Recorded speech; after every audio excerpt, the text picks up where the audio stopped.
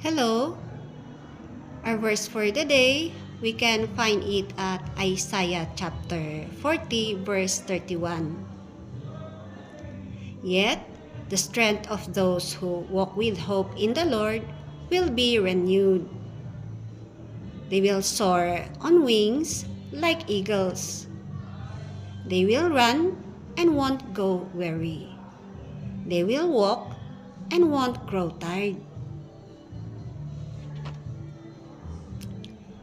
Sabi nila, ang buhay ay parang isang pakikipaglabanan.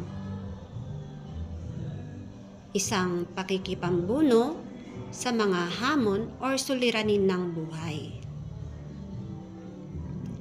At sakaling ikaw ay pagod na sa pakikipaglaban,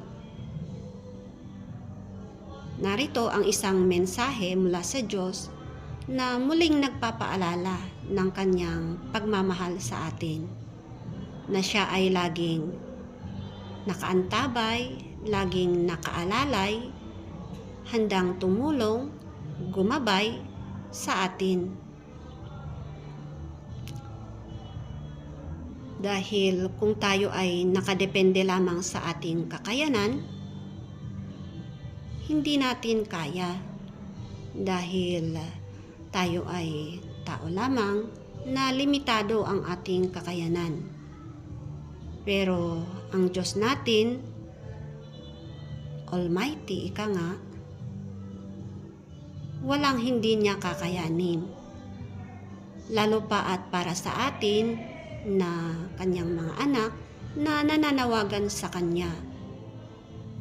Kaya wag sana tayong makalimot na lumapit sa kanya.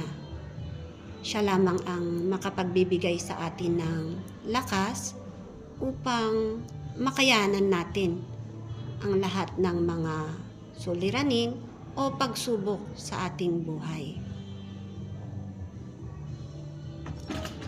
Yun po ang mensahe natin sa araw na ito.